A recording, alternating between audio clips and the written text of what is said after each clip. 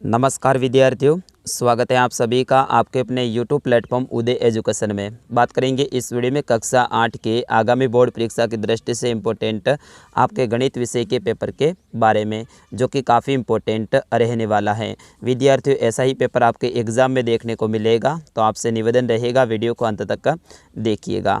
विद्यार्थियों, गणित के इस पेपर के मैंने पहले 2 पार्ट है वो अपलोड कर दिए हैं, क्योंकि पेपर एक पार्ट में डालते हैं तो काफ़ी लंबा हो जाता है। इस कारण से मैंने 3 भाग में मैंने हल किया है। तो वो 2 भाग आपने नहीं देखे हैं तो वो पहले देख लीजिएगा, वीडियो के डिस्क्रिप्शन में उसकी लिंक दे रखी है। विद्यार्थियों, वीडियो को लाइक और चैनल को सब्सक्राइब जरूर कर लीजिएगा। तो पहले 2 भाग में अपन ने 15 प्रश्न तक हैं वो हल कर लिए थे। तो आज अपन देखेंगे प्रश्न संख्या 16 से। ठीक है, तो डायरेक्ट चलते हैं प्रश्न संख्या 16 के पास में। ये रहा आपका 16वां प्रश्न। 16वां प्रश्न ये है कि निम्नलिखित व्यंजकों के गुणनखंड है वो ज्ञात कीजिए। ये 3 व्यंजक हैं, ये देखिएगा, पहला, फिर उसके बाद में ये दूसरा और फिर उसके बाद में ये तीसरा। तो इनमें से कोई 2 है वो अपन को हल करना है। तो पहले 2 वाले हैं वो अपन हल कर लेते हैं। वैसे मैंने यहाँ पे 3 ही हल कर रखे हैं, इस तरह से हल होंगे, आप देख लीजिएगा। सबसे पहले यहाँ पे देखिएगा a², फिर यहाँ पे देखिएगा 2ab प्लस b², ये आपका सूत्र लगेगा। फिर उसके बाद में इस संख्या को है आप यहाँ पे व्यवस्थित कर दीजिएगा, मैंने नहीं किया है, आप ऐसे कैसे इन संख्याओं को लिख दीजिएगा। फिर उसके बाद में जो अपना हल सामने निकल के आएगा, a² plus 2 into a into 4 plus 4 whole square.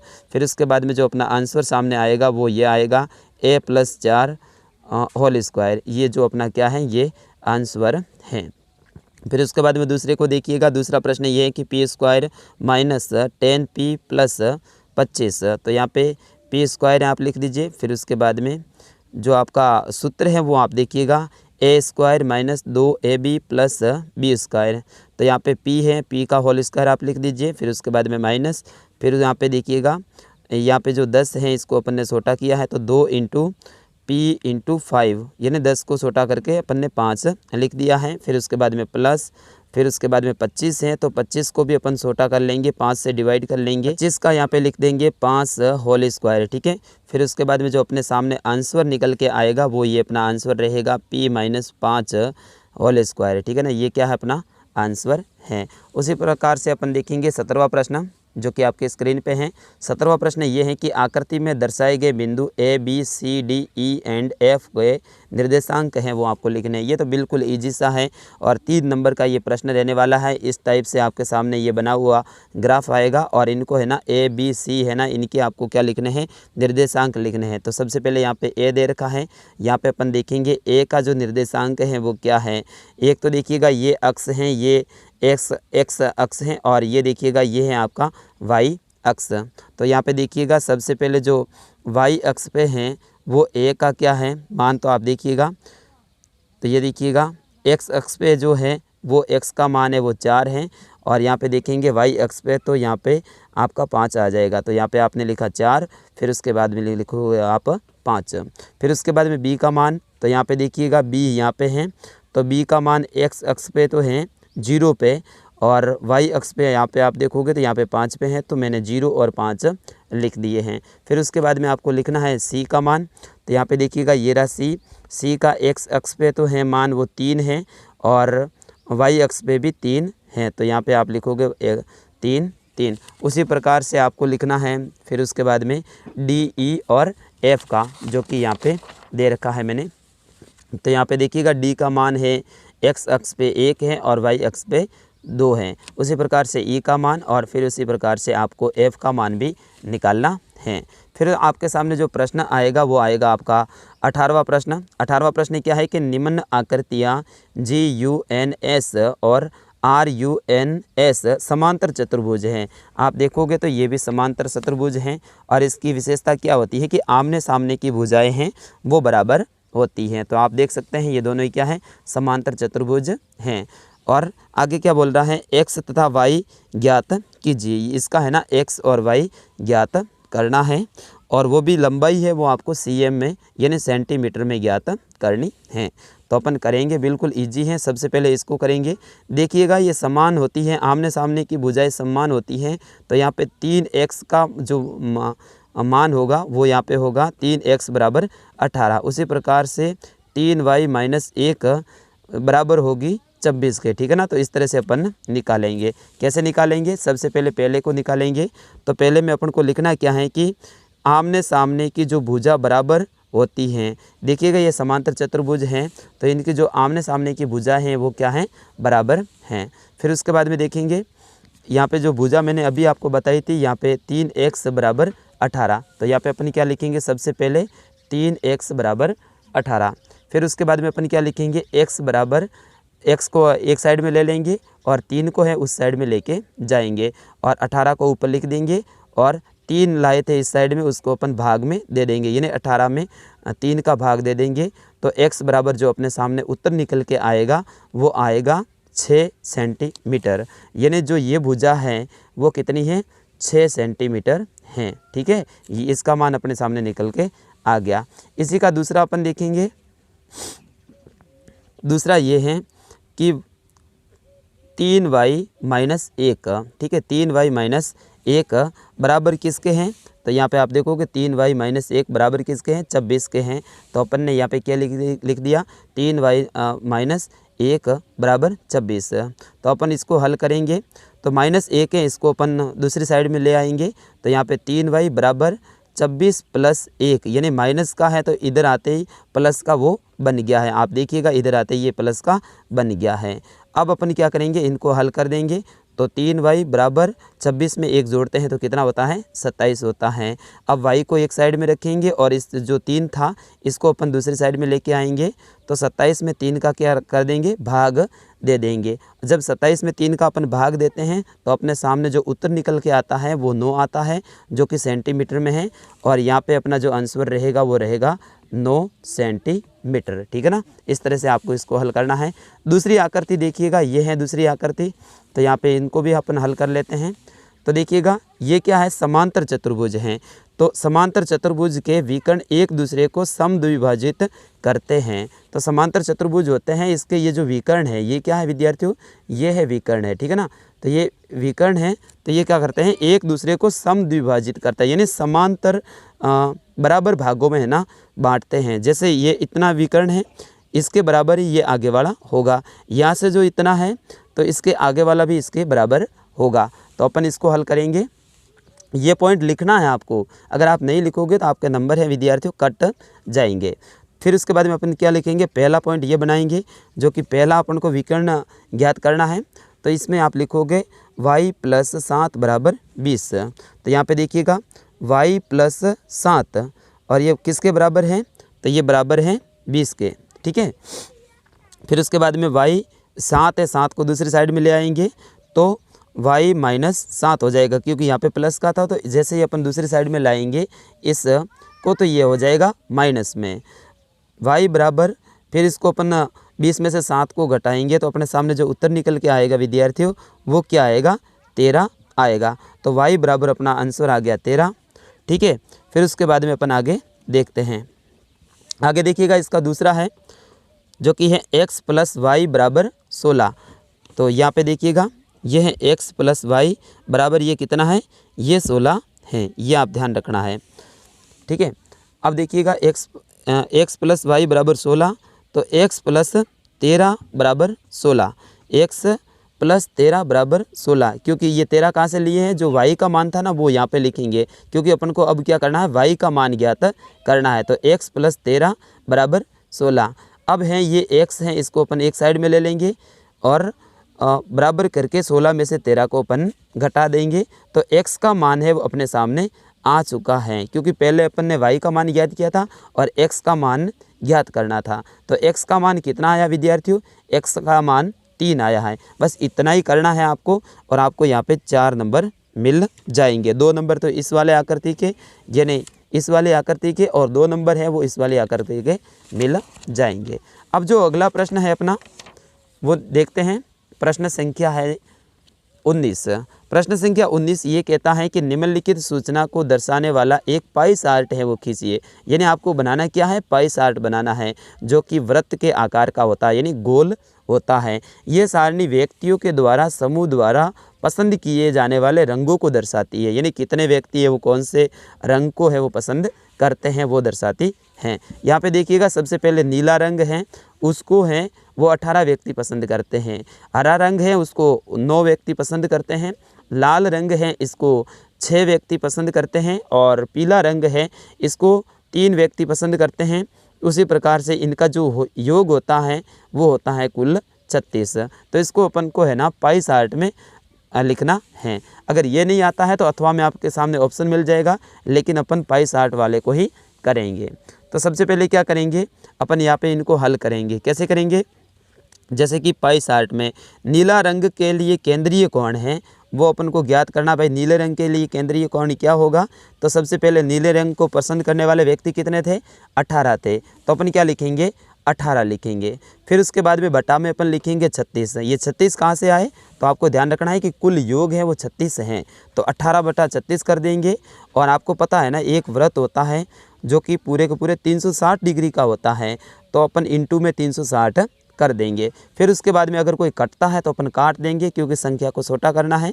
तो यहाँ पे देखिएगा 36 को अपन 360 से काटेंगे तो 36 है वो 360 से कटेगा 10 बार, तो यहाँ पे आ गया अपना 10। तो अपन क्या लिखेंगे सीधा ही 18 इंटू 10। 18 इंटू 10 क्यों आए, क्योंकि ये 36 तो कट गया, ये 360 भी कट गया, तो 10 रहा अपने सामने और इधर रहा 18। तो 18 इंटू 10 बराबर 180 होता है। उसी प्रकार से जो नीला रंग है वो 180 डिग्री पे रहेगा। तो जैसा कि यहाँ पे मैंने पाई चार्ट भी बनाया है वो मैं बाद में बताता हूँ, पहले अपन इसको हल कर लेते हैं। फिर उसके बाद में हरा रंग आपको लिखना है और हरा रंग के लिए केंद्रीय कोण ये लाइन आपको लिखनी है, ध्यान रखना है ये सभी में लिखनी है, मैंने यहाँ पे नहीं लिखी लेकिन आपको लिखनी है।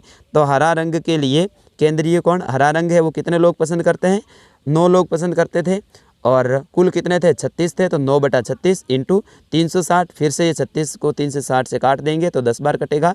तो यहाँ पे अपन लिख देंगे 9 इंटू 10 बराबर 90 डिग्री, यानी हरे रंग को है वो 90 डिग्री लोग हैं वो पसंद करते हैं। अब लाल रंग है तो लाल रंग को 6 लोग पसंद करते हैं, तो 6 बटा 36 लिख देंगे, इंटू में 360 लिख देंगे। 360 को 36 को 360 से काट देंगे तो अपने सामने जो रहेगा वो रहेगा 10। तो फिर अपन लिखेंगे 6 इंटू 10 और अपने सामने जो उत्तर निकल के आएगा वो आएगा लाल रंग के लिए 60 डिग्री, ठीक है। फिर उसी प्रकार से पीला रंग, तो पीले रंग को है वो कितने लोग पसंद करते थे, 3 लोग पसंद करते थे, तो 3 बटा 36 लिख देंगे इंटू 360। तो 36 को 360 से काट देंगे 10, इन्हें 3 इंटू 10 करेंगे तो 30 डिग्री हो जाएगा। फिर यहाँ पे आपको क्या करना है, एक वृत्त टाइप का जो है वो पाई चार्ट ऐसे खींच लेना है, ठीक है ना। ये चांदा और प्रकार की सहायता से आपको बनाना है, ध्यान रखना है क्योंकि थोड़ी सी भी गलती होगी या टेढ़ा मेढ़ा बनेगा तो सर आपके नंबर काट सकते हैं। तो आपको इस तरह से गोल सा घेरा बना देना है, केंद्र बिंदु बनाना है। अब देखो पहले में 180 डिग्री था तो आपको पता है ना कि एक सरल रेखा बनती है वो उसके ऊपर जो कोण बनता है वो 180 डिग्री का बनता है। तो ऊपर वाला तो पूरा का पूरा भाग है वो आपके नीले रंग का आ गया, तो यहाँ पे मैंने नीला रंग लिख दिया 180 डिग्री। फिर उस दूसरा नंबर का अपना जो कलर था वो था हरा रंग, और हरा रंग है वो 90 डिग्री था, तो यहाँ पे 90 डिग्री इस तरह से बना देंगे, यहाँ पे 90 डिग्री। फिर उसके बाद में लाल रंग है वो 60 डिग्री यहाँ पे बन गया। फिर इसके बाद में नीला रंग है वो आपका 30 डिग्री बन गया। विद्यार्थियों मैं आशा करता हूँ आपको ये भी पसंद आया होगा और आराम से समझ में भी आ गया होगा। तो बिल्कुल आप वीडियो को लाइक कर दीजिए, यार लाइक नहीं करते हो आप, लाइक कर दो और चैनल को भी सब्सक्राइब कर लो। ये था अपना 19वां प्रश्न। अब देखते हैं 20वां प्रश्न। सारे प्रश्न मैंने हल किए हैं, देखिएगा ये है आपका 20वां प्रश्न और बिल्कुल इजी है। यहाँ पे चक्रवर्ती ब्याज और साधारण ब्याज है वो आपको ज्ञात करना है। तो फेबिना ने रुपये 12,500 रुपये 3 वर्ष के लिए 12% वार्षिक दर से चक्रवर्ती ब्याज से उधार लिया है। यदि यही राशि इतने ही समय के लिए कौशल्या ने उसी दर से उतने ही समय के लिए निर्धारित ब्याज से उधार लिया है, तो बताओ को किसको अधिक ब्याज देना पड़ेगा एवं कितना देना पड़ेगा। तो इसके लिए क्या करना पड़ेगा, इन दोनों को अपन को है ना, एक तो चक्रवर्ती ब्याज निकालना पड़ेगा फेबिना के लिए और साथ ही जो आपने दूसरी जो यहाँ पे लड़की बता रहे हैं कौशल्या, तो उसके लिए साधारण ब्याज निकालना पड़ेगा। सबसे पहले चक्रवर्ती ब्याज निकालेंगे। सबसे पहले आप लिखोगे यहाँ पे समय 3 वर्ष, ब्याज है आपका 12% और जो मूलधन है या फिर राशि है वो कितनी है 12,500 रुपये। फिर उसके बाद में अपन एक सूत्र है चक्रवर्ती ब्याज का वो लगाएंगे। मैंने यहाँ पे सूत्र नहीं लिखा है, आप चाहे तो यहाँ पे लिख सकते हैं। सूत्र मैं आपको बता देता हूँ, इसका चक्रवर्ती ब्याज का सूत्र क्या रहेगा। तो आप यहाँ पे लिखोगे मिश्र धन बराबर मूलधन इंटू कोष्टक करोगे, फिर उसके बाद में 100 इंटू दर, फिर उसके बाद में बटे में 100 लिखोगे, फिर कोष्टक बंद और ऊपर लिखोगे समय। ठीक है ना, इस तरह से। तो यहाँ पे देखिएगा, सबसे पहले जो अपना मूलधन है वो 12,500 मैंने लिख दिया। फिर उसके बाद में यहाँ पे ये बोल रहे हैं आपने जो सूत्र के अनुसार आपका 100 लिखना है तो 100 लिखेंगे। इस तरह से आप इनको हल करेंगे और हल करेंगे तो अपने सामने जो उत्तर निकल के आएगा वो आएगा 12,000 रुपये का 3 वर्ष में ब्याज सहित जो आपका राशि बनेगी वो बनेगी 17,561.60 ठीक है, इतनी बनेगी अपनी राशि। ये जो मेन राशि है इतनी बनेगी। अब क्या करना है, 17,561 में से आपको 12,500 निकाल देने हैं। तो यहाँ पे जो ब्याज देगी फेबिना वो देगी 5,061 रुपये और 60 पैसे। अब इसका निकालेंगे अपन कौशल्या का। तो कौशल्या में अपने साधारण ब्याज है तो सबसे पहले अपन मूलधन लिखेंगे, फिर उसके बाद में समय, फिर उसके बाद में दर। ठीक है, ये तीनों लिखने के बाद में साधारण ब्याज का सूत्र अपन लगाएंगे, मूलधन इंटू दर इंटू समय। बटा पे आप 100 लिख दोगे। फिर यहाँ पे इन सभी को जो संख्या है, जैसे कि मूलधन है तो मूलधन 12,500, फिर समय या फिर दर यानी कितने प्रतिशत ब्याज है तो 12% दर आपने लिख दी। फिर उसके बाद में समय यानी 3 साल और इंटू 100। 2 जीरो से 2 जीरो को आप काट दोगे। ठीक है, 2 जीरो को 2 जीरो से आप काट दोगे और काटने के बाद में अब क्या करना है, इनको हल कर देना है। तो 180 इंटू 12 और 12 इंटू 3, इसको आप हल करोगे तो आपके सामने 4500 निकल के संख्या आएगी। कितनी आएगी विद्यार्थियों, 4500 आएगी। अतः फेबिना को अधिक ब्याज चुकाना होगा, यानी फेबिना नाम की जो लड़की है इसको अधिक ब्याज देना पड़ेगा, क्योंकि इसने तो कुल रुपए दिए थे, वो दिए थे 5,000। यहाँ पे देखोगे आप तो इसने कुल कितने रुपए दिए थे, 5,061 दिए थे, जबकि ये हैं कौशल्या, इसने दिए हैं 4,500। तो आप यहाँ पे लिखोगे कितना अधिक दिया है, तो आप यहाँ पे 5,061 में से 4,500 को निकालोगे तो अपने सामने जो उत्तर निकल के आएगा वो आएगा 561 रुपये इसने अधिक दिए हैं। किसके कारण, चक्रवर्ती ब्याज के कारण। अपना जो अंतिम प्रश्न है विद्यार्थियों, इसको आपको समझना बहुत ज़रूरी है, क्योंकि ये प्रश्न सबसे मेन है और ये आपका है ना 4 अंक का रहने वाला है। ये आपका जो प्रश्न है ये ग्राफ का प्रश्न है कि किसी कार द्वारा तय की गई दूरी को तालिका में दर्शाई गई है। ये तालिका में है, एक साइड में कार है और उसने दूरी तय की है। ठीक है, 6 बजे उसने 40 किलोमीटर, 7 बजे उसने 80 किलोमीटर, 8 बजे उसने 120 किलोमीटर और 9 बजे उसने 160 किलोमीटर दूरी तय कर ली है। तो उपयुक्त पैमानों का प्रयोग करते हुए तालिकाओं में दिए गए राशियों से रेखिक आलेख बनाना है। कैसा आलेख बनाना है, रेखिक आलेख बनाना है। तो रेखिक आलेख बनाने के लिए आपके पास में ग्राफ आएगा, ग्राफ देंगे वो। तो ये रेखिक आलेख मैंने इस तरह से बनाया है। थोड़ा सा आड़ा पेज कर लेता हूँ ताकि आपको आराम से अच्छे से दिखे, और थोड़ा से वीडियो को भी जूम आउट कर लेता हूँ। ओके, तो यहाँ पे है ना ये ग्राफ है। सबसे पहले आपको लिखना है यहाँ पे पैमाना।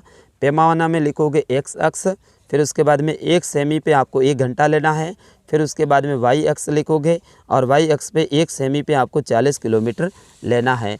इस साइड में आप ऐसे लाइन खींचोगे, ये आपका y अक्ष है, देख लीजिएगा ये आपका y अक्ष है, जो कि यहाँ से 40 से शुरू होता है। देखिएगा यहाँ पे 0 लिखना आपको, और ये वाली लाइन है ये आपके x अक्ष की है, ध्यान रखना है।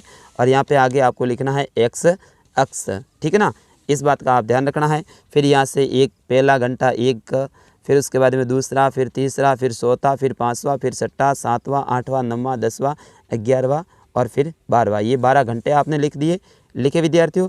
और इस साइड में है ना आपको दूरी है वो किलोमीटर में लिखनी है। ये 40 किलोमीटर, फिर ये 80 किलोमीटर, फिर ये 120 किलोमीटर, फिर उसके बाद में 160 किलोमीटर, 200 किलोमीटर, 240 किलोमीटर। इसने कहा है कि वो पहले घंटे में, यानी वो 6 बजे कार रवाना होती है और उसने पहले 6 घंटे में है वो 40 किलोमीटर, तो 40 के आगे आप पॉइंट बना देना। फिर उसके बाद में 7 बजे उसने है वो 80 किलोमीटर तय की, तो 80 के ऊपर पॉइंट बना देना। फिर 8 बजे उसने 120 तक दूरी तय करी, तो आप 120 के ऊपर पॉइंट बना देना। फिर उसने 9 बजे है वो 160 तक दूरी तय की, तो आप 9 के ऊपर पॉइंट बना देना। फिर स्केल की सहायता से इनको मिला देना है। पाई चार्ट में देखिएगा, जो ये रेखीय चार्ट है इसमें आपके हो सकता है ऊपर नीचे हो, तो ऊपर मान लो कि यहाँ पे होता तो यहाँ पे आप पॉइंट करके इसको यहाँ से स्केल से यहाँ मिला लेते, फिर ऐसे मिला लेते, फिर ये टेढ़ा मेढ़ा भी हो सकता है, ज़रूरी नहीं कि ऐसे सरल रेखा ही बने, ठीक है ना। तो इसको ऐसे जो भी बिंदु बनते हैं उनको स्केल की सहायता से ऐसे मिलाते जाइएगा, मिलाते जाइएगा, मिलाते जाइएगा, और आपका आंसर सही रहेगा। इतना लिखोगे तो आपको 4 नंबर मिलेंगे। बिल्कुल आपको पैमाना लिखना है, पैमाना कोई भी विद्यार्थी है वो भूलेगा नहीं है, क्योंकि पैमाना बहुत ज़रूरी है, ठीक है विद्यार्थियों। आप देखिएगा तो ये था आपके कक्षा 8 के गणित विषय का तीसरा जो भाग है मॉडल पेपर का, वो मैं आशा करता हूँ आपको पसंद आया होगा। इस वीडियो में बस इतना ही। आगे आपके कौन से विषय का पेपर सही है आप ज़रूर कमेंट में लिखिएगा, और इस वीडियो को ज़्यादा से ज़्यादा शेयर कीजिएगा। अगर कोई प्रश्न आपको समझ में नहीं आया है तो आप कमेंट में लिख दीजिएगा, उस प्रश्न को मैं दोबारा हल करूँगा और विस्तार से करूँगा। बाकी मैंने है ना शॉर्ट फार्मूला अपनाया है ताकि आपको कम समय में है वो ज़्यादा से ज़्यादा उत्तर बता सकूँ। ये पेपर है, ये पूरा का पूरा पेपर का ये वीडियो आने वाला है, तीनों वीडियो बनाए हैं, तो उन तीनों को मैं जोड़ दूंगा, और जोड़ने के बाद में जितना भी 1 घंटे का आपका वीडियो बनेगा वो मैं अपलोड कर दूंगा। तो साथियों मिलता हूँ अगले वीडियो में, तब तक के लिए मुझे आगे दीजिएगा। जय हिंद, वंदे मातरम। पर इस वीडियो को आप ज़्यादा से ज़्यादा शेयर ज़रूर करें। जय हिंद।